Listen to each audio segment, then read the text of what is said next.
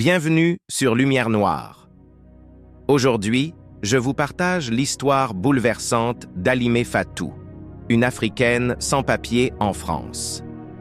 Son parcours vous prouvera que même dans les ténèbres les plus profondes, Dieu peut transformer nos vies. Préparez-vous à être inspiré, ému et rempli d'espoir. Si cette histoire touche votre cœur, abonnez-vous, activez la cloche et likez cette vidéo pour soutenir notre chaîne. Restez jusqu'à la fin, car le miracle est imminent. Chapitre 1. La traversée des ombres. Halimé Fatou n'avait jamais imaginé que sa vie prendrait un tournant aussi brutal. Dans son village natal de Kaolack, au Sénégal, elle était connue comme la fille du forgeron Mamadou, un homme respecté dont les mains façonnaient le fer avec une précision divine. Sa mère, Aminata, vendait des tissus au marché et ensemble, ils formaient une famille modeste mais heureuse. Halimé était l'aînée de 5 enfants, celle sur qui reposaient tous les espoirs. Brillante à l'école, elle rêvait de devenir médecin pour soigner les malades de son village qui mouraient faute de moyens. Mais le destin en avait décidé autrement. Tout a basculé le jour où son père est tombé gravement malade. Une fièvre mystérieuse l'avait terrassé, et malgré les prières ardentes à la mosquée et les remèdes traditionnels des guérisseurs, son état ne cessait de se dégrader. Les médecins de la ville voisine avaient diagnostiqué une maladie rare nécessitant des traitements coûteux que la famille ne pouvait pas se permettre. Halimé, alors âgé de 23 ans, avait dû abandonner ses études en 3e année de médecine.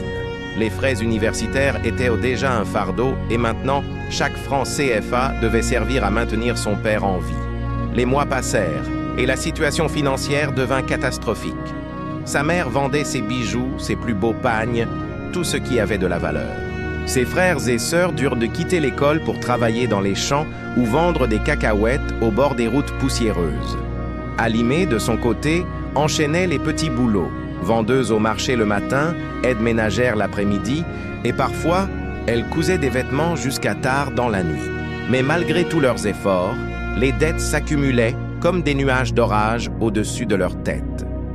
C'est dans ce contexte de désespoir qu'Halimé rencontra Kadi, une femme élégante du quartier qui revenait régulièrement de France avec des cadeaux somptueux et des histoires fascinantes sur l'Europe. Kadi parlait de Paris comme d'un Eldorado, où l'argent coulait à flot, où les opportunités étaient infinies, où une jeune femme travailleuse pouvait transformer sa vie en quelques années. En France, disait-elle avec un sourire étincelant, tu peux gagner en un mois ce que tu gagnes ici en un an. Tu pourrais sauver ton père, payer les études de tes frères et sœurs, et même construire une belle maison pour ta famille. Ces paroles résonnaient dans l'esprit d'Halimé comme un chant d'espoir. Elle voyait les yeux de son père s'éteindre un peu plus chaque jour. Elle entendait les pleurs de sa mère la nuit. Elle sentait le poids de la responsabilité écraser ses épaules. Kadi lui proposa alors une solution. Elle connaissait des facilitateurs qui pouvaient l'aider à rejoindre la France. Le voyage coûterait cher, environ 3 millions de francs CFA, mais elle pourrait payer en plusieurs fois une fois arrivée là-bas. « Tu as un bon cœur et tu es courageuse, » lui dit Kadi. « Tu réussiras, j'en suis certaine. Et quand tu seras installée, tu nous remercieras. » Halimé hésita longuement. Quitter sa famille, son pays, tout ce qu'elle connaissait, pour un voyage incertain vers un continent étranger, l'idée lui faisait peur. Mais chaque fois qu'elle voyait son père tousser du sang, chaque fois qu'elle entendait ses petits frères se plaindre d'avoir faim, sa résolution se raffermissait. Elle en parla à sa mère, qui pleura pendant des heures avant de finalement accepter. « Va, ma fille, » lui dit Aminata en serrant ses mains dans les siennes. « Que Dieu te protège et te guide. Nous prierons pour toi chaque jour. » Le départ fut organisé dans le plus grand secret. Halimé vendit ses quelques bijoux, emprunta de l'argent à des voisins en promettant de les rembourser depuis l'Europe, et rassembla une petite valise avec l'essentiel. Quelques vêtements, une photo de famille et le Coran que sa grand-mère lui avait offert avant de mourir. La veille de son départ, elle passa la nuit à prier, demandant à Allah de lui donner la force et le courage nécessaires pour cette aventure terrifiante. Le voyage commença par un trajet en bus jusqu'à Bamako, au Mali, Entassée avec une vingtaine d'autres migrants dans un véhicule surchargé, elle traversa des routes défoncées sous un soleil écrasant. Les passagers venaient de différents pays, Sénégal, Guinée, Côte d'Ivoire, tous unis par le même rêve d'une vie meilleure. Certains fuyaient la pauvreté, d'autres la guerre ou les persécutions. Halimé se lia d'amitié avec une jeune Guinéenne nommée Mariam, qui avait perdu ses parents dans un conflit ethnique et cherchait refuge en Europe. De Bamako, le groupe fut transféré dans des pick-up qui les conduisirent à travers le désert du Sahara. Ce fut le début du véritable cauchemar. La chaleur était insupportable, dépassant les 50 degrés à l'ombre inexistante. Les passeurs, des hommes au regard dur et aux paroles brutales, les entassaient comme du bétail à l'arrière des véhicules. Ils roulaient de nuit pour éviter les contrôles, s'arrêtant brièvement pour distribuer un peu d'eau tiède et du pain sec. Halimé vit des gens s'évanouir de déshydratation, d'autres vomir tripes et boyaux à cause de la chaleur et du mouvement constant. Au milieu du désert, l'un des pick-up tomba en panne. Les passeurs abandonnèrent une dizaine de migrants sur place, affirmant qu'ils reviendraient les chercher. Halimé, Mariam et les autres regardèrent avec horreur le véhicule s'éloigner dans un nuage de poussière. Ils attendirent sous le soleil impitoyable, rationnant le peu d'eau qu'il leur restait. 3 jours passèrent. 3 jours d'enfer où ils se demandaient s'ils allaient mourir là, dans cette immensité de sable. Un vieil homme du groupe décéda le 2e jour, et ils durent l'enterrer sommairement dans le sable brûlant. Miraculeusement, un autre convoi de passeurs finit par arriver. Mais au lieu de les secourir gratuitement, ils exigèrent plus d'argent. Ceux qui ne pouvaient pas payer furent abandonnés.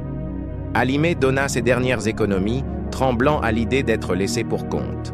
Elle monta dans le nouveau véhicule, le cœur serré, sachant qu'elle venait de voir des êtres humains condamnés à mort par la cupidité d'autres hommes. Ils atteignirent finalement la Libye, mais ce pays ne fut pas la halte espérée. Au contraire, ce fut une descente aux enfers. Les passeurs les vendirent à des réseaux de trafiquants qui les enfermèrent dans des entrepôts sordides. Là, hommes, femmes et enfants étaient entassés dans des conditions inhumaines. La nourriture était rare, l'eau encore plus. Les femmes étaient particulièrement vulnérables. Certaines furent violées par les gardiens, d'autres forcées de travailler comme esclaves domestiques ou sexuels pour rembourser leurs dettes. Halimé vécut dans la terreur constante. Elle priait sans cesse, récitant des versets du Coran pour garder espoir. Mariam, sa compagne de route, fut un jour emmenée par les trafiquants et ne revint jamais. Halimé pleura toute la nuit, se demandant quel sort horrible son amie avait subi. Elle-même fut contrainte de nettoyer les latrines et de cuisiner pour les gardiens armés qui la menaçaient de mort si elle refusait. Pendant 3 mois interminables, elle survécut dans cet enfer, témoin d'atrocités qu'elle n'aurait jamais imaginées possibles. Un jour, les trafiquants annoncèrent qu'un bateau partirait pour l'Italie. Ceux qui voulaient embarquer devaient payer encore. Halimé n'avait plus rien, mais elle supplia, pleura, promit de travailler gratuitement pendant des années pour rembourser. Finalement, peut-être touchés par son désespoir ou simplement parce qu'ils avaient besoin de remplir le bateau, ils acceptèrent de l'embarquer. La traversée de la Méditerranée fut le dernier cercle de cet enfer. 150 personnes furent entassées dans une embarcation prévue pour 30. Le bateau, une coque de noix rouillée, tangua dangereusement dès qu'il quitta la côte. La mer était agitée, les vagues hautes comme des murs. Les gens priaient dans toutes les langues, appelant leurs dieux respectifs à l'aide. Halimé, le visage battu par les embruns salés, s'accrochait au bord du bateau, les yeux fixés sur l'horizon invisible. Au milieu de la nuit, une vague géante s'abattit sur l'embarcation. Plusieurs personnes furent emportées par-dessus bord, leurs cris déchirants avalés par le rugissement de l'océan. Halimé vit un jeune homme, qui ne devait pas avoir plus de 16 ans, glisser dans l'eau noire et disparaître avant que quiconque puisse le retenir. Elle ferma les yeux et pria avec une ferveur désespérée. « Ya Allah, si c'est ta volonté que je survive, protège-moi. Si je dois mourir ici, accueille mon âme et prends soin de ma famille. Alors qu'elle pensait que tout était perdu, qu'ils allaient tous périr dans cette mer impitoyable, une lumière apparut au loin. Un bateau de secours italien avait repéré leur embarcation grâce à un signal de détresse lancé par l'un des passagers ayant un téléphone satellite. Les sauveteurs arrivèrent juste à temps. Le bateau de fortune était en train de couler lentement, l'eau envahissant déjà la coque. Un par un, les survivants furent tissés à bord du navire de secours. Alimée, épuisée, déshydratée, traumatisée, s'effondra sur le pont en sanglotant. Elle était vivante. Contre toute attente, elle avait survécu. Mais cette survie avait un prix. En arrivant en Italie, elle découvrit que la terre promise n'était pas celle qu'on lui avait décrite. Les autorités les placèrent dans un centre de rétention surpeuplé. Sans papier, sans argent, sans contact, Alimée se retrouva dans un nouveau type de prison. Certains migrants restaient dans ces centres pendant des mois, voire des années, attendant que leur demande d'asile soit traitée. D'autres disparaissaient dans la nature, rejoignant les circuits clandestins du travail au noir et de la survie quotidienne. Alimée passa plusieurs semaines dans ce centre, partagé entre l'espoir et le désespoir. Elle pensait constamment à sa famille au Sénégal. Avait-il reçu les quelques messages qu'elle avait pu leur envoyer avant de perdre son téléphone en Libye? Son père était-il encore en vie? Elle priait pour lui chaque nuit, demandant à Dieu de prolonger ses jours jusqu'à ce qu'elle puisse lui envoyer de l'argent. C'est pendant cette période qu'elle rencontra Fatima, une Marocaine qui avait réussi à obtenir des papiers temporaires et travaillait comme bénévole dans le centre.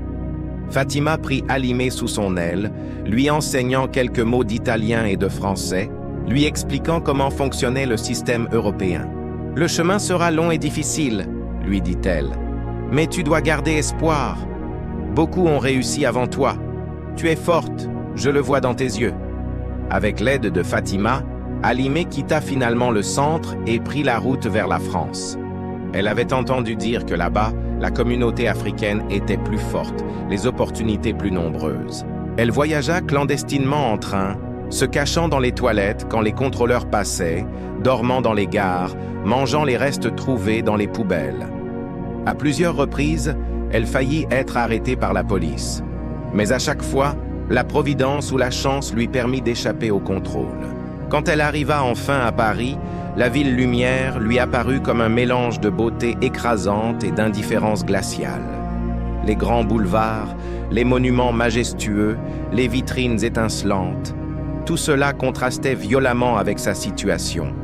Elle était là, invisible, sans existence légale, une ombre parmi des millions de vies. Elle dormit dans des parcs, sous des ponts, dans des foyers d'urgence surpeuplés. La faim devint sa compagne constante, le froid son ennemi quotidien. Mais Alimée refusait d'abandonner. Elle se souvenait des paroles de sa grand-mère. « Quand tu es au fond du puits, regarde vers le haut. La lumière de Dieu est toujours là. » Chaque matin, malgré l'épuisement, la peur et l'incertitude, elle se levait et cherchait du travail. Elle frappait aux portes des restaurants, des hôtels, des familles, proposant ses services pour n'importe quelle tâche. La plupart la rejetaient, mais elle persistait. Finalement, après des semaines de recherche acharnée, une femme âgée nommée Madame Dubois accepta de l'embaucher comme femme de ménage, au noir, payée en liquide. Le salaire était dérisoire comparé au travail fourni, mais c'était un début. Alimée nettoyait l'appartement 3 fois par semaine, faisait les courses, préparait parfois les repas. Madame Dubois, une veuve solitaire, appréciait sa présence discrète et son dévouement. Avec cet argent, Alimée put louer une chambre minuscule dans un foyer africain de la banlieue nord. Elle partageait cette chambre de 8 mètres carrés avec 2 autres femmes sans papier. L'espace était si exigu qu'elle devait coordonner leurs mouvements pour ne pas se gêner. Mais au moins, elle avait un toit au-dessus de sa tête et un semblant de sécurité. Les mois passèrent dans cette routine précaire. Alimée envoyait chaque centime économisé à sa famille au Sénégal. Elle avait réussi à contacter sa mère via un cybercafé et avait appris avec soulagement que son père était toujours en vie, bien que très affaibli. Les médicaments qu'elle payait avec son maigre salaire lui permettèrent de tenir. Ses frères et sœurs avaient pu retourner à l'école. C'était déjà une victoire, même si elle payait le prix fort. Mais vivre sans papier, c'était vivre dans la peur constante. Chaque sirène de police faisait bondir son cœur. Chaque contrôle d'identité dans le métro était une menace potentielle d'expulsion. Elle évitait les hôpitaux, même quand elle était malade, de peur d'être dénoncée. Elle subissait l'exploitation de certains employeurs qui profitaient de sa vulnérabilité pour la sous-payer ou la maltraiter, sachant qu'elle ne pouvait pas se plaindre aux autorités. Un jour, alors qu'elle sortait d'un supermarché où elle avait trouvé un deuxième travail de nuit comme agent d'entretien, elle fut témoin d'une scène qui la bouleversa. Une jeune femme africaine, visiblement enceinte et sans papier, était poursuivie par la police. La femme courait, paniquée, son ventre rebondit, la ralentissant. Elle trébucha et tomba lourdement sur le trottoir. Les policiers l'attrapèrent et l'emmenèrent, malgré ses supplications. Halimé, cachée derrière une voiture, assista impuissante à cette scène. Elle pleura toute la nuit, se demandant combien de temps elle pourrait encore échapper à ce sort. C'est dans ces moments de profond désespoir qu'Halimé se tournait vers Dieu avec une intensité renouvelée. Elle priait 5 fois par jour, comme le prescrit l'islam, mais ses prières étaient devenues des conversations intimes avec le Créateur. « Ya Allah » murmurait-elle dans la solitude de sa chambre. « Je sais que tu as un plan pour moi. Je ne comprends pas pourquoi je dois traverser ces épreuves, mais je crois en ta sagesse. Donne-moi la force de continuer. Protège ma famille. Et si c'est ta volonté, montre-moi la voie vers la lumière. » Elle se souvenait d'un verset du Coran que sa grand-mère lui récitait souvent. Après la difficulté vient certes la facilité. Ce verset devenait sa bouée de sauvetage, son mantra dans les moments les plus sombres. Elle se raccrochait à cette promesse divine, croyant fermement que ses souffrances n'étaient pas vaines, qu'elles avaient un sens, que Dieu la préparait à quelque chose de plus grand. Les saisons passèrent. Halimé survécut à son premier hiver parisien, grelottant dans sa chambre mal chauffée, ses doigts gourds par le froid alors qu'elle frottait des sols dans des bureaux vides la nuit. Elle survécut à la solitude écrasante, au moment où elle se sentait si seule qu'elle avait l'impression de disparaître. Elle survécut aux humiliations quotidiennes, aux regards méprisants, aux insultes racistes lancées par ceux qui la considéraient comme une intruse. Mais à travers tout cela, quelque chose en elle grandissait. Une force intérieure qu'elle ne soupçonnait pas posséder. Une détermination forgée dans le feu de l'adversité. Une foi en Dieu qui, paradoxalement, se renforçait avec chaque épreuve. Elle commençait à comprendre que ce voyage n'était pas seulement géographique. C'était un voyage intérieur, une transformation profonde de son être. Un soir, alors qu'elle marchait dans les rues désertes après son travail de nuit, elle leva les yeux vers le ciel étoilé. Malgré la pollution lumineuse de Paris, quelques étoiles brillaient faiblement. Elle pensa à son village au Sénégal, où le ciel nocturne était tellement plus lumineux, où les étoiles semblaient si proches qu'on pouvait presque les toucher. Elle se souvint des nuits passées sur le toit de la maison familiale, écoutant les histoires de son père sur les constellations et les navigateurs qui s'en servaient pour trouver leur chemin. « Je suis comme ces navigateurs », pensa-t-elle, perdue dans une mer inconnue, mais avec la foi comme étoile polaire pour me guider. Cette pensée lui apporta un étrange réconfort. Elle n'était pas vraiment perdue, elle était en chemin. Et comme tous les voyages difficiles, celui-ci aussi aurait une destination. Ce qu'elle ne savait pas encore, c'est que le plus grand tournant de sa vie était sur le point de se produire. Que dans l'obscurité dans laquelle elle évoluait depuis si longtemps, une lumière était sur le point de briller. Que Dieu, qui ne l'avait jamais abandonnée malgré les apparences, s'apprêtait à manifester sa miséricorde d'une manière qu'elle n'aurait jamais pu imaginer. Mais pour l'instant, Halimé Fatou continuait de marcher, un pas après l'autre, dans les rues froides de Paris, portant sur ses épaules le poids de ses rêves brisés et l'espoir tenace d'un lendemain meilleur. Elle ne savait pas encore que sa persévérance, sa foi inébranlable et son cœur pur allaient bientôt attirer des bénédictions divines qui changeraient non seulement sa vie, mais aussi celle de nombreuses personnes autour d'elle. Vous venez de découvrir comment Halimé a survécu à un voyage infernal pour atteindre la France. Mais son histoire ne fait que commencer. Que va-t-il lui arriver maintenant? Comment Dieu va-t-il intervenir dans sa vie? Ne manquez surtout pas la suite. Abonnez-vous à Lumière Noire, likez cette vidéo et activez la cloche pour être notifié du prochain chapitre. Partagez cette histoire avec vos proches, car elle mérite d'être entendue. À très bientôt pour le chapitre. Chapitre 2. La lumière dans les ténèbres. Cela faisait maintenant presque 2 ans qu'Halimé Fatou vivait dans l'ombre en France. 2 longues années de sacrifices, de peur, de larmes versées en silence dans sa chambre minuscule. Mais aussi 2 années durant lesquelles elle avait tenu bon, envoyant chaque mois un peu d'argent à sa famille au Sénégal, permettant à son père de continuer ses traitements et à ses frères et sœurs de poursuivre leurs études. Cette responsabilité était son moteur, sa raison de se lever chaque matin malgré l'épuisement. Un matin de novembre, alors que Paris s'éveillait sous un ciel gris et pluvieux, Halimé se rendit comme d'habitude chez Madame Dubois pour son travail de ménage. En arrivant devant l'immeuble haussmannien du 16e arrondissement, elle remarqua une ambulance stationnée devant l'entrée. Son cœur se serra immédiatement. Elle pressa le pas et monta les escaliers 4 à 4 jusqu'au 3e étage. La porte de l'appartement de Madame Dubois était entr'ouverte, et elle pouvait entendre des voix à l'intérieur. Hésitante, Halimé poussa doucement la porte. Dans le salon, elle découvrit Madame Dubois allongée sur le canapé, le teint pâle, respirant avec difficulté. 2 ambulanciers s'affairaient autour d'elle, prenant ses constantes vitales et préparant une perfusion. Un homme d'une 40aine d'années, élégamment vêtu d'un costume sombre, se tenait à côté, le visage marqué par l'inquiétude. En voyant Halimé, il fronça les sourcils. « Qui êtes-vous » demanda-t-il d'un ton sec, presque accusateur. « Je m'appelle Halimé. Je travaille pour Madame Dubois.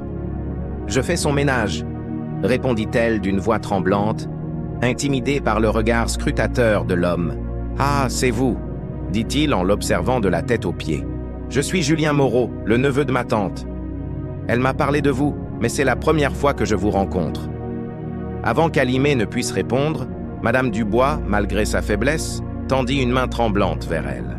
« Halimé, ma petite, tu es venue » murmura-t-elle avec un sourire faible. Ses yeux, d'habitude si vifs, étaient voilés par la douleur et la fatigue. Halimé s'approcha immédiatement, prenant délicatement la main de la vieille dame dans les siennes. « Madame, que vous est-il arrivé? Vous allez bien ?»« Crise cardiaque, » intervint l'un des ambulanciers. « Nous devons l'emmener à l'hôpital immédiatement. Écartez-vous, s'il vous plaît. » Halimé recula, le cœur serré, regardant les ambulanciers installer Madame Dubois sur une civière. La vieille dame continua de fixer Halimé comme si elle voulait lui dire quelque chose d'important, mais les mots ne venaient pas. Julien suivit les ambulanciers, mais avant de partir, il se retourna vers Halimé. « Restez ici et assurez-vous que l'appartement est bien fermé avant de partir. Je reviendrai plus tard pour régler les affaires de ma tante, » dit-il d'un ton qui ne laissait place à aucune discussion. Et puis, ils partirent tous, laissant Halimé seule dans l'appartement soudainement silencieux. Elle s'assit sur une chaise, les jambes tremblantes, les mains jointes en prière. « Ya Allah, protège Madame Dubois. Elle a été bonne avec moi. Ne la laisse pas mourir, s'il te plaît, » pria-t-elle avec ferveur. Les heures suivantes furent angoissantes. Halimé ne savait pas quoi faire. Elle nettoya machinalement l'appartement, rangeant les objets renversés dans la précipitation, lavant les tasses de thé encore pleines sur la table basse. Chaque geste était accompli avec une attention presque rituelle, comme si en prenant soin de l'appartement de Madame Dubois, elle prenait soin d'elle par procuration. En fin d'après-midi, alors que la nuit commençait à tomber sur Paris, Julien Moreau revint. Son visage était grave, marqué par une tristesse profonde. Halimé se leva immédiatement en le voyant, cherchant dans ses yeux une réponse à la question qu'elle n'osait pas poser. « Elle est en réanimation », dit-il en s'effondrant sur le canapé, la tête entre les mains. « Les médecins disent que les prochaines 48 heures seront cruciales. Son cœur est très faible. À son âge, 86 ans, les chances de récupération sont limitées. Alimé sentit les larmes lui monter aux yeux. Madame Dubois n'était pas seulement son employeur, c'était la première personne en France qui l'avait traité avec humanité et respect, qui lui avait souri sincèrement, qui lui avait parfois donné des vêtements chauds pour l'hiver ou des restes de repas pour qu'elle ne se couche pas le ventre vide. Dans ce pays froid et indifférent, Madame Dubois avait été un rayon de chaleur humaine. « Je suis désolé, monsieur, » murmura Alimé. « Madame Dubois est une femme merveilleuse. Je prierai pour elle. » Julien leva les yeux vers elle, surpris par la sincérité évidente dans sa voix. Pour la première fois, il la regarda vraiment, au-delà de son apparence de simple domestique. Il vit une jeune femme au visage fatigué, mais beau, aux yeux profonds, remplis de compassion authentique. « Vous semblez vraiment vous soucier d'elle » dit-il, son ton s'adoucissant légèrement. « Oui, monsieur. Elle a été très bonne avec moi.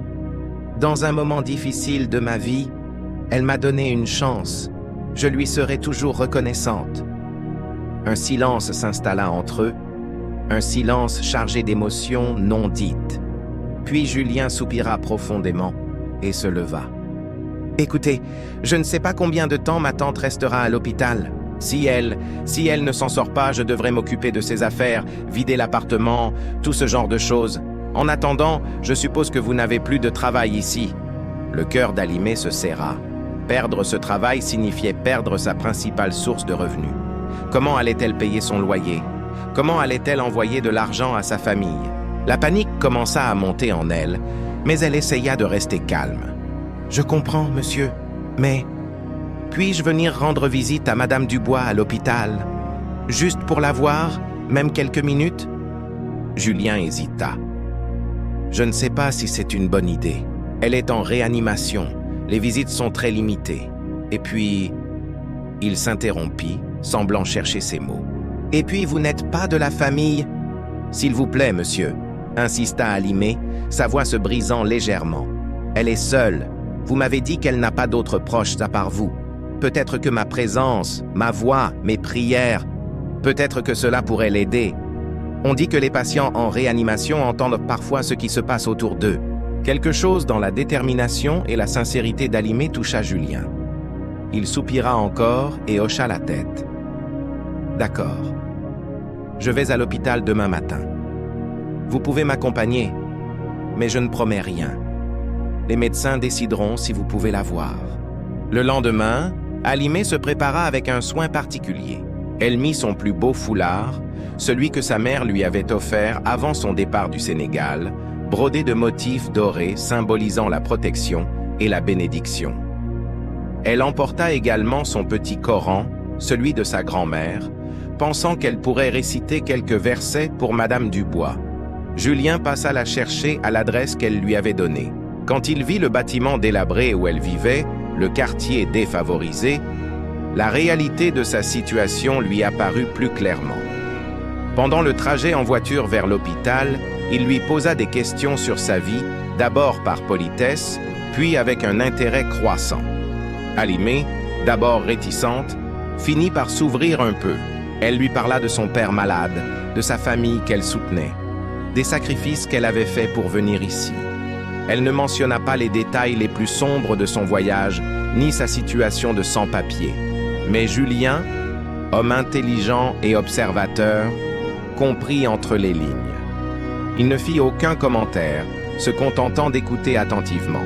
À l'hôpital, après de longues négociations avec le personnel médical et grâce à l'influence de Julien qui connaissait le directeur, Alimé fut autorisée à entrer quelques minutes dans la chambre de réanimation. Ce qu'elle vit la bouleversa. Madame Dubois, si digne et élégante d'habitude, gisait sur le lit d'hôpital, entourée de tubes et de machines qui bipent, rythmaient sa vie fragile. Son visage était d'une pâleur mortelle, ses cheveux blancs épars sur l'oreiller. Alimé s'approcha doucement, prit la main de la vieille dame avec une tendresse infinie. « Madame Dubois, c'est moi, Alimé.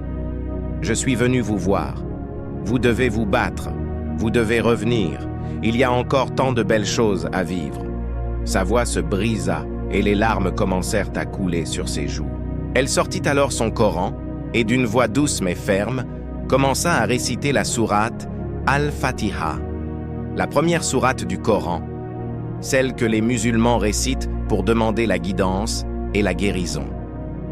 Puis elle récita des versets de la sourate Ash-Shifa, connue pour ses propriétés de guérison spirituelle.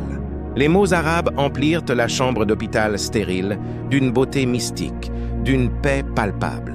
Julien, resté près de la porte, observait la scène avec un mélange de surprise et d'émotion.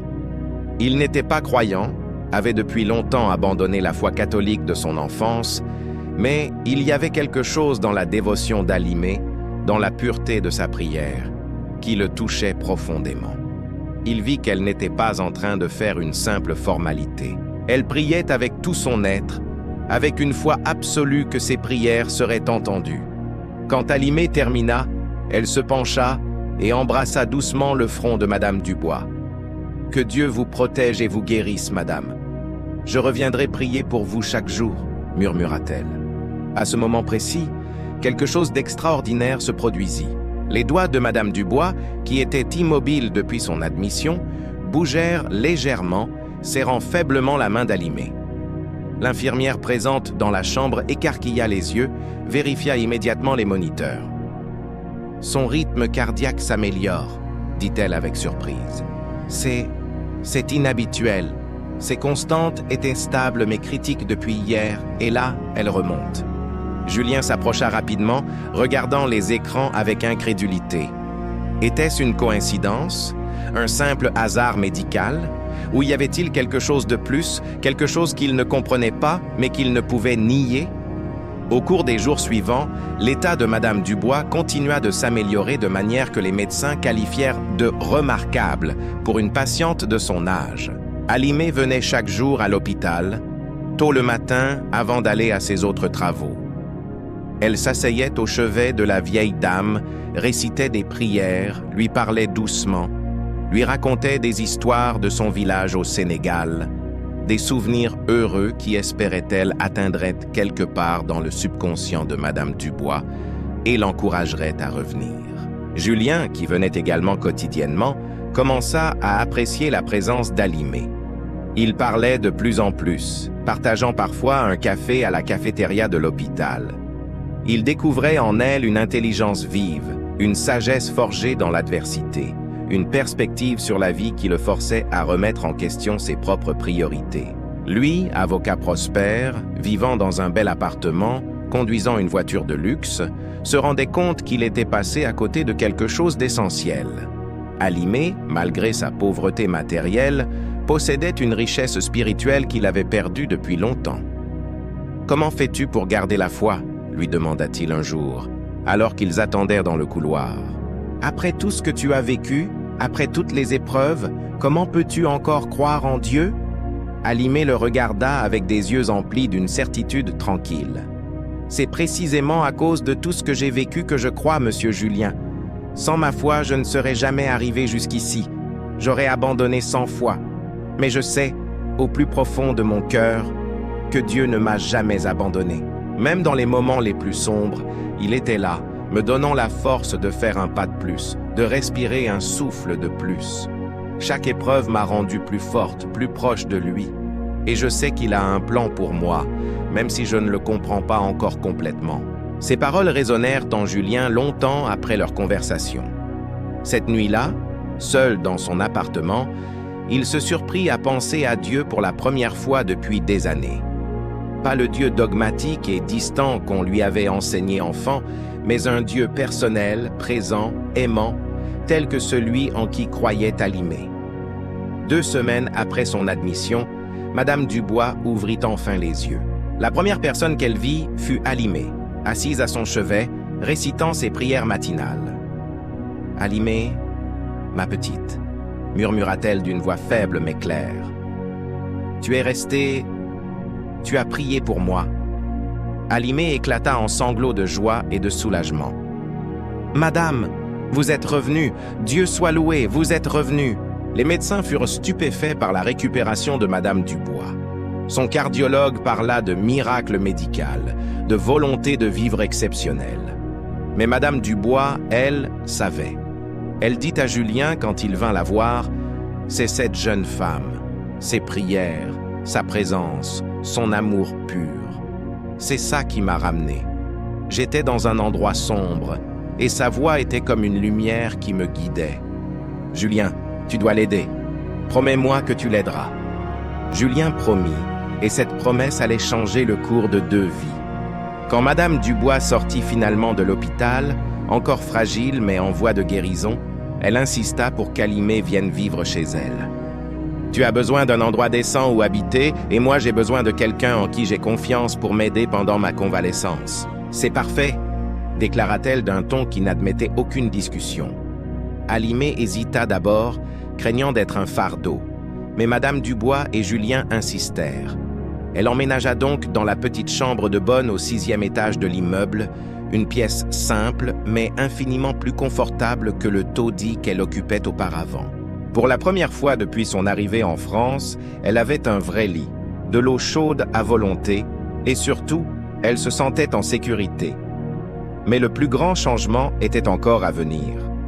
Un soir, Julien vint dîner chez sa tante, comme il le faisait désormais régulièrement depuis sa sortie de l'hôpital.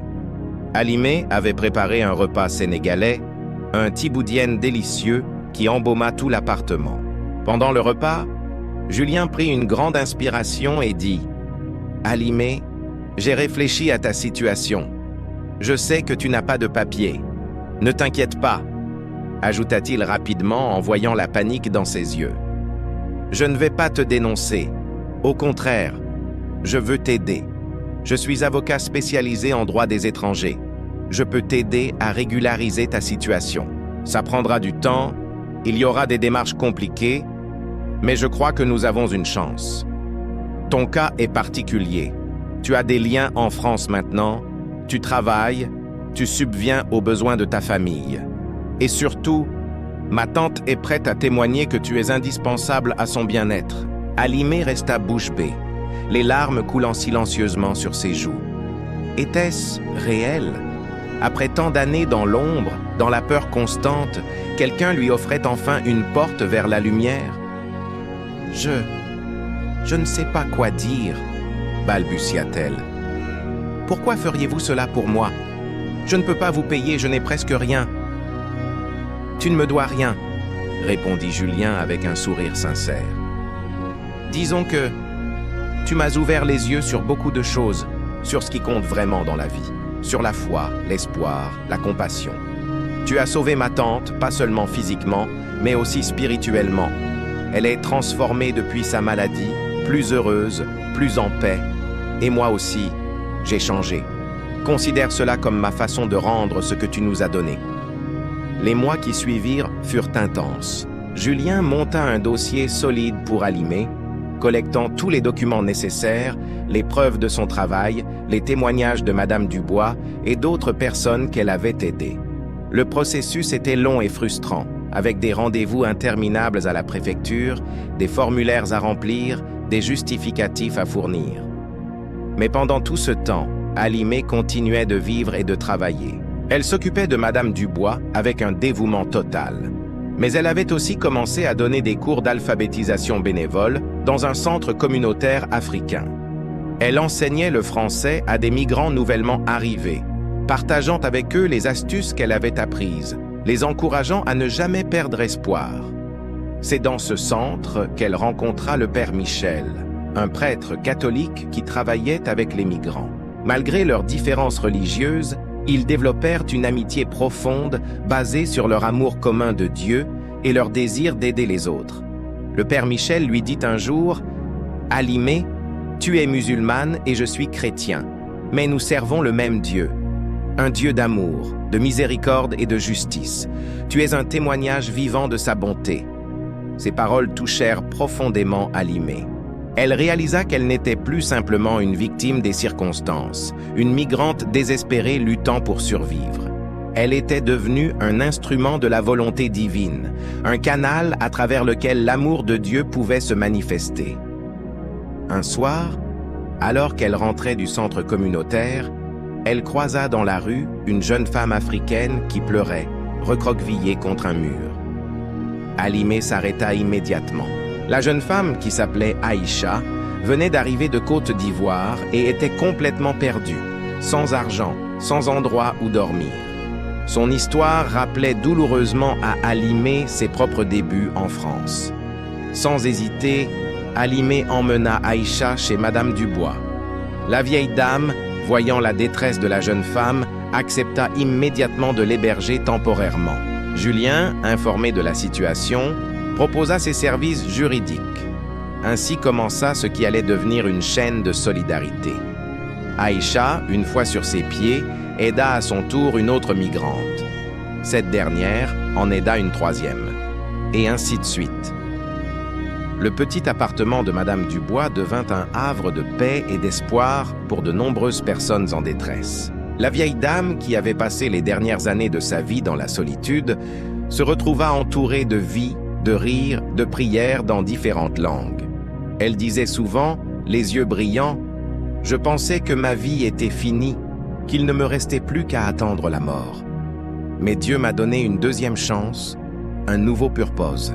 Aider ces jeunes femmes, c'est le plus beau cadeau que j'aurais pu recevoir. » Pendant ce temps, le dossier d'Halimé progressait lentement, mais sûrement dans les méandres de l'administration française. Il y eut des moments de découragement, des refus qu'il fallut contester, des obstacles qui semblaient insurmontables. Mais Julien, avec sa ténacité d'avocat et sa nouvelle foi en la justice divine, refusait d'abandonner. Finalement, après presque un an de démarche, un matin de printemps, Halimé reçut la nouvelle qu'elle attendait depuis si longtemps. Elle avait obtenu un titre de séjour temporaire. Elle était légale. Elle existait enfin aux yeux de l'État français. Quand elle ouvrit l'enveloppe contenant son précieux sésame, Halimé s'effondra sur le sol de sa chambre, serrant le document contre son cœur, pleurant toutes les larmes de son corps. C'étaient des larmes de joie, de soulagement, de gratitude infinie. Elle se prosterna immédiatement en prière, remerciant Allah encore et encore pour ce miracle. « Ya Allah, tu m'as entendu. Dans les moments où je pensais être oublié, abandonné, tu étais là, orchestrant chaque détail de ma vie. Merci, merci infiniment, priait-elle entre deux sanglots. Une fête fut organisée dans l'appartement pour célébrer cette victoire. Madame Dubois, Julien, le père Michel, Aïcha et toutes les autres personnes qu'Halimé avait aidées étaient présentes. Il y avait des plats de différents pays africains, des rires, de la musique. Mais au milieu de la célébration, Halimé demanda le silence. Elle voulait dire quelque chose. « Je veux remercier chacun d'entre vous », commença-t-elle, sa voix tremblant d'émotion. « Mais surtout, je veux que vous sachiez que si je suis ici aujourd'hui, ce n'est pas par ma propre force. C'est grâce à Dieu. Il m'a porté à travers le désert, à travers la mer, à travers toutes les épreuves. Il m'a mise sur le chemin de Madame Dubois, de Julien, du père Michel, de vous tous. Chacun de vous a été un ange dans ma vie, un instrument de sa volonté. Et maintenant, j'ai une mission. Je ne veux pas simplement vivre pour moi-même. Je veux utiliser cette seconde chance que Dieu m'a donnée pour aider d'autres personnes qui sont là où j'étais. Parce que si Dieu peut transformer ma vie, il peut transformer n'importe quelle vie. Il n'y a pas de situation trop sombre, pas de problème trop grand pour lui. Ces paroles furent accueillies par des applaudissements et des Amen et Alhamdulillah enthousiastes. Ce soir-là, quelque chose de plus grand qu'une simple célébration se passa. Un mouvement naquit, une communauté se forma, unie par la conviction que l'amour et la foi peuvent triompher de toutes les adversités. Dans les mois qui suivirent, Halimé, maintenant avec ses papiers en règle, trouva un emploi stable dans une entreprise de nettoyage avec un vrai contrat et un salaire décent. Elle put envoyer plus d'argent à sa famille au Sénégal. Son père, dont la santé s'était considérablement améliorée grâce aux traitements réguliers qu'elle finançait, lui envoyait des messages remplis de fierté et de gratitude. Ses frères et sœurs continuaient leurs études, et le plus jeune rêvait même d'entrer à l'université. Mais Halimé ne s'arrêta pas là. Avec l'aide de Julien, du père Michel et de quelques bénévoles, elle créa une petite association pour aider les migrants en situation irrégulière. L'association offrait une aide juridique gratuite, un soutien psychologique, des cours de français et parfois un hébergement d'urgence. Le nom de l'association? Lumière dans les ténèbres, inspiré par le verset coranique qu'Halimé avait porté dans son cœur tout au long de son parcours. L'histoire d'Halimé commença à circuler dans la communauté africaine de Paris. Elle devint un symbole d'espoir pour beaucoup. Des gens venaient à la voir, partageant leurs propres histoires de lutte et de désespoir, repartant avec un peu de l'espoir qu'elle dégageait naturellement. Un jour, une journaliste du journal Le Monde entendit parler d'elle et voulut faire un reportage. Halimé hésita d'abord, peu habituée aux projecteurs, mais Julien et Madame Dubois l'encouragèrent. « Ton histoire doit être racontée, » dit la vieille dame. « Pas pour ta gloire personnelle, mais pour donner de l'espoir à d'autres, pour montrer que les miracles existent encore. » L'article fut publié en première page, accompagné d'une photo d'Halimé souriant devant le centre communautaire où elle donnait ses cours. Le titre était « De l'ombre à la lumière », le parcours miraculeux d'une migrante africaine. L'article racontait son voyage périlleux, sa foi inébranlable, et comment elle utilisait maintenant sa propre expérience pour aider les autres. La réaction fut immédiate et massive. Des centaines de personnes contactèrent l'association pour proposer leur aide. Avocats offrant leurs services gratuitement, médecins proposant des consultations, enseignants voulant donner des cours, familles prêtes à héberger temporairement des migrants. Mais il y eut aussi des dons financiers qui permirent à l'association de s'agrandir et d'aider encore plus de personnes. Quelques mois plus tard, Halimé reçut une invitation inattendue. La mairie de Paris organisait une cérémonie pour honorer les citoyens qui s'étaient distingués par leur engagement solidaire. Halimé était l'une des personnes honorées.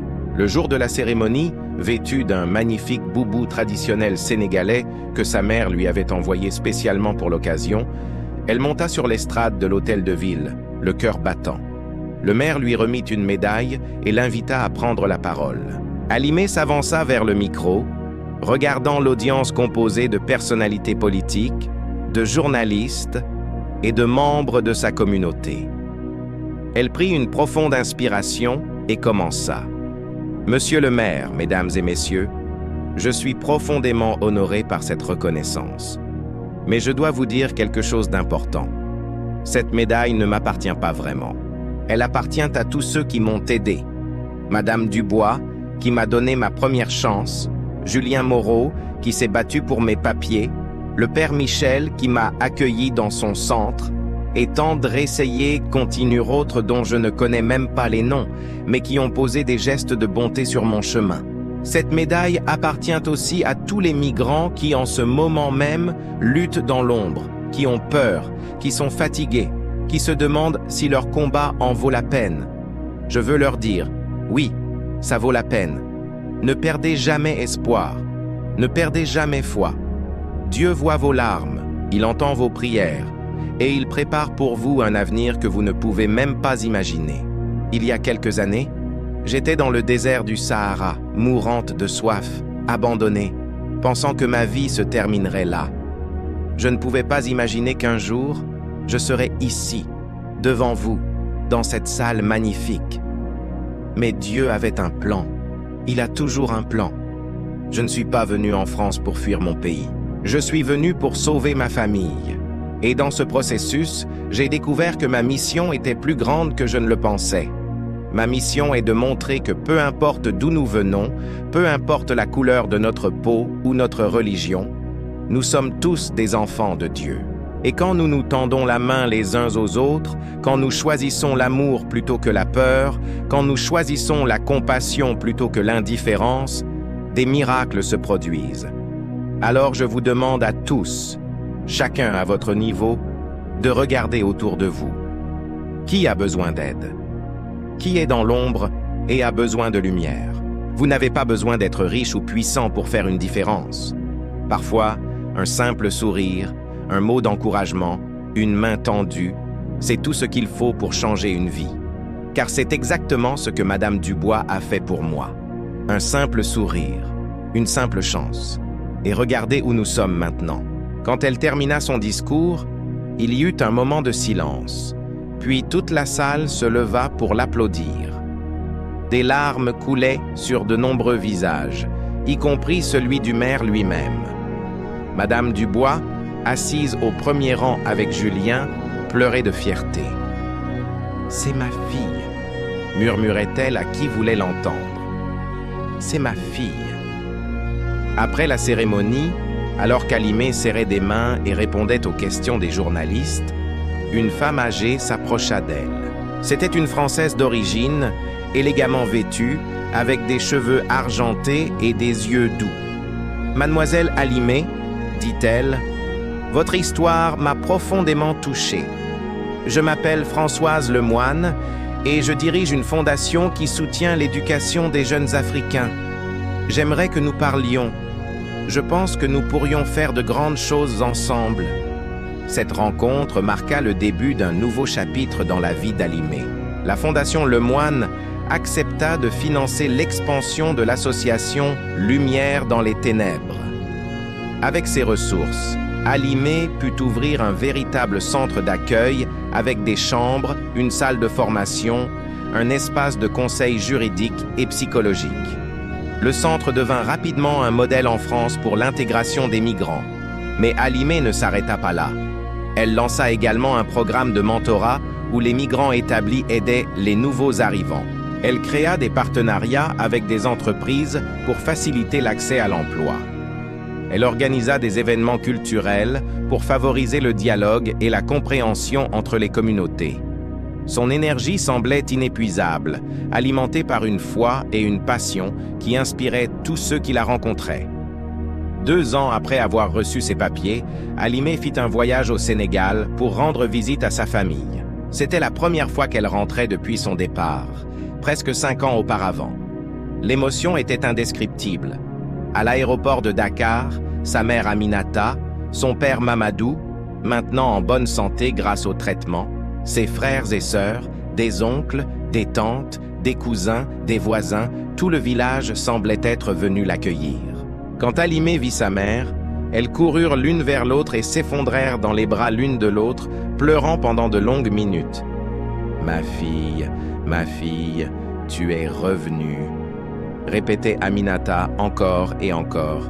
« Dieu a exaucé mes prières, tu es revenue. » Son père, les larmes aux yeux, la serra contre lui. « Tu as sauvé cette famille, Alimé. Tu as sacrifié ta jeunesse, ton bonheur pour nous.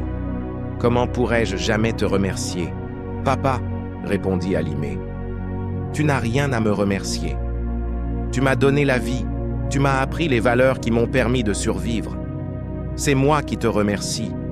Et sache que ce n'est pas moi qui vous ai sauvé. C'est Dieu. J'ai juste été son instrument. » Pendant les 3 semaines qu'elle passa au village, Alimé organisa des conférences où elle racontait son histoire et encourageait les jeunes à poursuivre leurs rêves, mais de manière légale et sûre. « Ne faites pas ce que j'ai fait, » leur disait-elle. « Le voyage clandestin est trop dangereux. Tant de personnes meurent. Il y a d'autres moyens. Étudiez, formez-vous, créez des opportunités ici.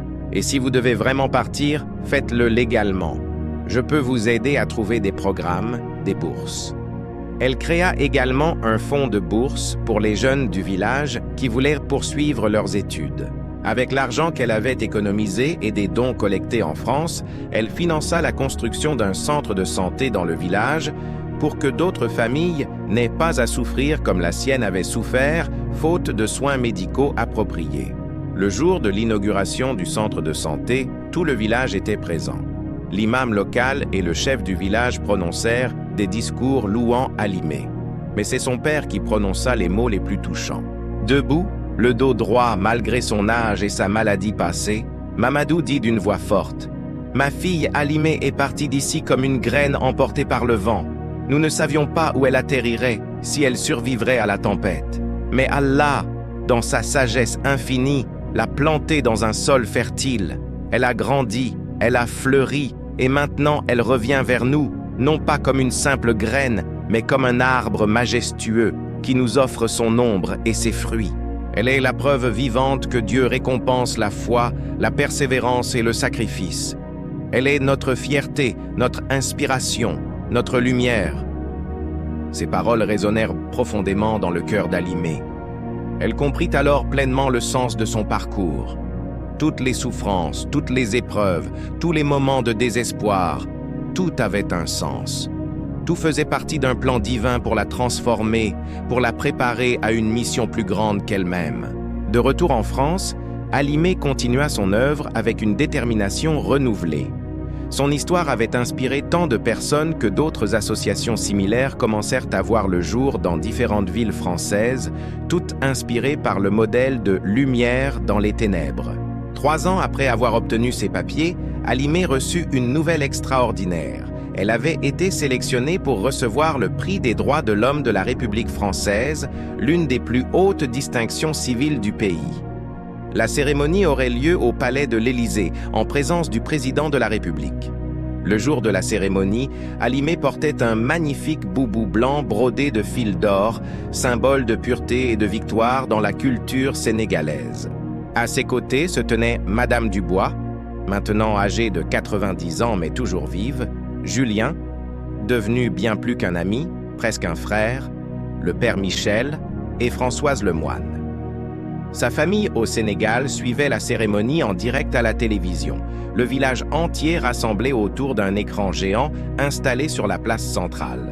Le président de la République remit personnellement la médaille à Halimé, puis l'invita à s'adresser à l'Assemblée. Halimé s'avança, regardant tous ces visages tournés vers elle, ministres, ambassadeurs, personnalités du monde entier. Elle pensa à la jeune femme qu'elle était, dormant sous les ponts de Paris, affamée, terrorisée, invisible. Et maintenant, elle était là, au cœur du pouvoir, honorée par la nation qui l'avait autrefois rejetée. « Monsieur le Président, Mesdames et Messieurs, commença-t-elle, sa voix claire et assurée. Je dédie ce prix à tous les migrants du monde entier qui luttent pour une vie meilleure, pour leur dignité, pour leur survie. À ceux qui sont morts dans le désert, dans la mer, dans les centres de détention.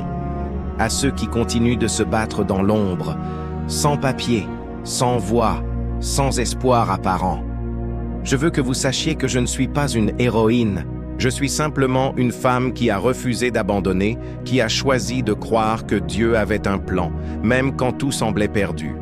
Et ce que j'ai appris dans mon parcours, c'est que les miracles ne viennent pas du ciel comme des éclairs. Les miracles se produisent à travers des personnes ordinaires qui font des choix extraordinaires. Madame Dubois aurait pu ignorer cette jeune femme africaine qui frappait à sa porte. Mais elle a choisi de voir mon humanité. Julien aurait pu me considérer comme un simple cas juridique. Mais il a choisi de voir ma personne. Le père Michel aurait pu se limiter à aider ceux de sa propre religion. Mais il a choisi de voir un enfant de Dieu, peu importe ma foi. C'est ça, le vrai miracle. Le miracle, c'est quand nous dépassons nos préjugés, nos peurs, nos frontières artificielles, pour reconnaître que nous sommes tous liés, tous interconnectés, tous responsables les uns des autres. Le Coran dit « Celui qui sauve une vie, c'est comme s'il sauvait l'humanité entière. » La Bible dit « Ce que vous avez fait au plus petit d'entre les miens, c'est à moi que vous l'avez fait. » Alors je vous demande, à vous tous qui êtes ici, qui avez du pouvoir, de l'influence, des ressources, utilisez tout cela pour créer des ponts, pas des murs, pour allumer des lumières dans les ténèbres, pour donner de l'espoir à ceux qui n'en ont plus. Car c'est dans notre capacité à nous soucier les uns des autres que réside notre véritable humanité. Et à tous ceux qui m'écoutent et qui traversent leur propre désert, leur propre nuit obscure, je veux dire, tenez bon, ayez foi. Votre histoire n'est pas terminée. Dieu écrit encore votre chapitre. Les tempêtes que vous traversez vous préparent pour les bénédictions qui viennent. Ne perdez jamais espoir, ne perdez jamais foi, car après chaque difficulté vient la facilité, après chaque nuit vient l'aube, après chaque hiver vient le printemps. Ces derniers mots furent accueillis par une standing ovation prolongée. Même le président visiblement émue, avait les yeux humides.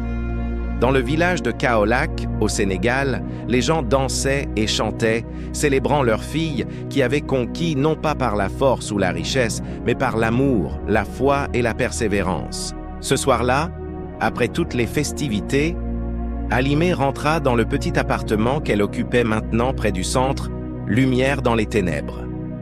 Elle s'agenouilla sur son tapis de prière, comme elle le faisait chaque soir, et entama sa prière du soir.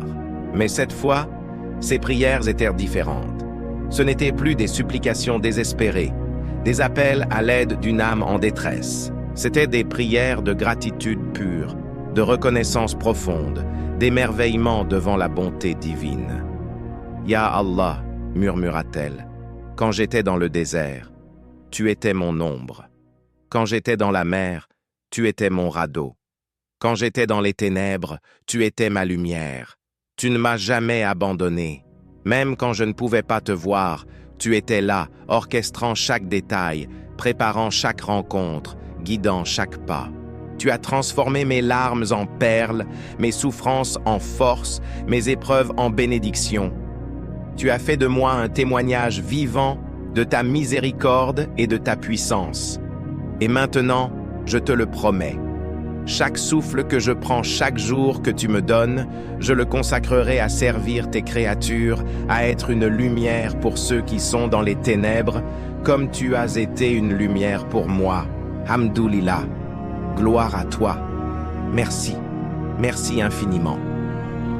Dans le silence de sa chambre, Halimé ressentit une paix profonde l'envahir. Une paix qui dépassait toute compréhension.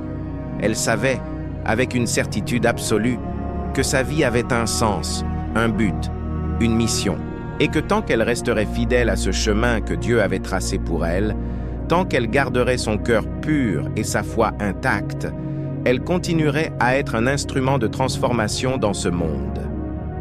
Les années qui suivirent confirmèrent cette intuition.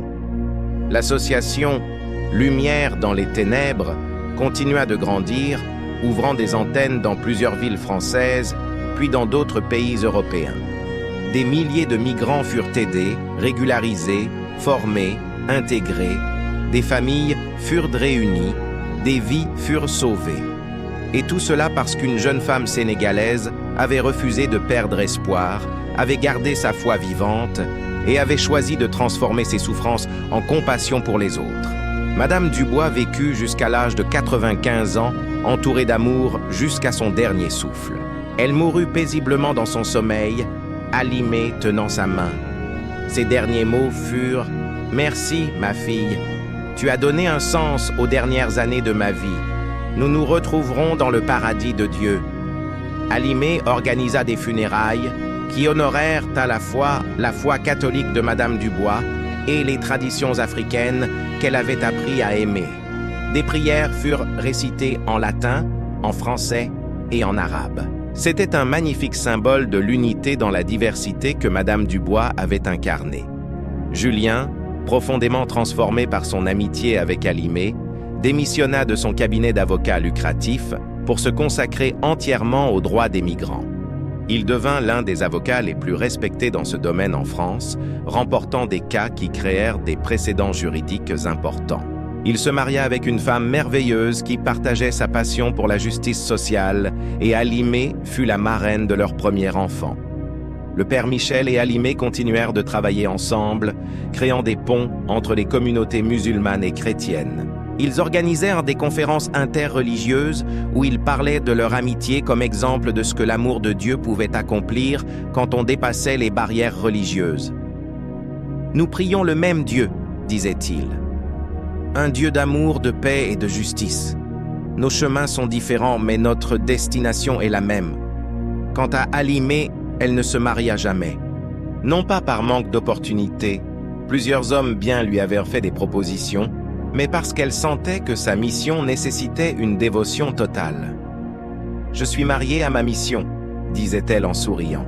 « Tous ces migrants que j'aide, ce sont mes enfants. Cette communauté que nous construisons, c'est ma famille. » Elle retournait régulièrement au Sénégal, où son travail de développement dans le village continuait. Le centre de santé qu'elle avait financé avait sauvé d'innombrables vies. L'école qu'elle avait rénovée permettait aux enfants d'accéder à une éducation de qualité. Les bourses qu'elle accordait permettaient aux jeunes talentueux de réaliser leurs rêves sans avoir à risquer leur vie dans des migrations dangereuses. Son histoire fut racontée dans des livres, des documentaires, des articles. Des universités l'invitèrent pour donner des conférences. Des organisations internationales la consultèrent pour des politiques migratoires. Mais malgré toute cette reconnaissance, Halimé restait humble, enracinée, fidèle à ses valeurs. « Je ne suis qu'un témoignage », disait-elle toujours. Un témoignage de ce que Dieu peut faire quand nous lui faisons confiance. Mon histoire n'est pas unique. Il y a des millions d'histoires comme la mienne, de gens qui luttent, qui souffrent, qui prient et qui finalement triomphent parce qu'ils refusent d'abandonner leur foi.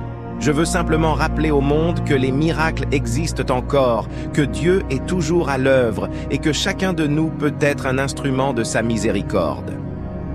Aujourd'hui, 20 ans après son arrivée périlleuse en France, Halimé Fatou est une femme de 50 ans, respectée et aimée par des milliers de personnes à travers le monde.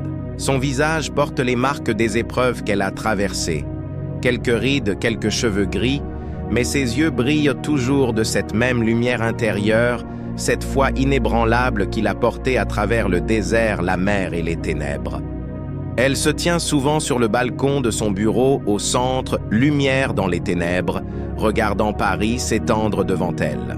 Cette ville qui lui avait semblé si hostile, si froide, est devenue son foyer.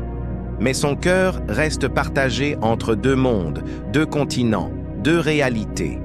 Elle est le pont vivant entre l'Afrique et l'Europe, entre le désespoir et l'espoir, entre les ténèbres et la lumière. Et chaque jour, quand elle voit un nouveau migrant franchir les portes de son centre, épuisé, effrayé, perdu, elle voit son propre visage d'il y a 20 ans. Elle s'approche, lui sourit et lui dit les mots qu'elle aurait tant voulu entendre à son arrivée.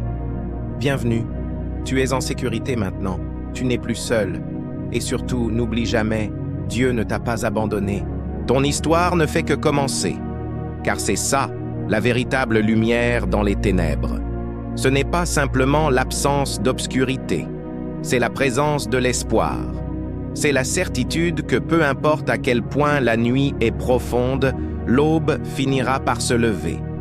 C'est la foi que Dieu tient ses promesses, qu'il transforme les épreuves en bénédictions, qu'il fait fleurir des roses dans le désert. L'histoire d'Halimé Fatou n'est pas terminée. Elle continue chaque jour, à travers chaque vie qu'elle touche, chaque personne qu'elle aide, chaque cœur qu'elle inspire. Son héritage n'est pas mesuré en médailles ou en honneur, mais en vie transformée, en espoir rallumé, en foi restaurée.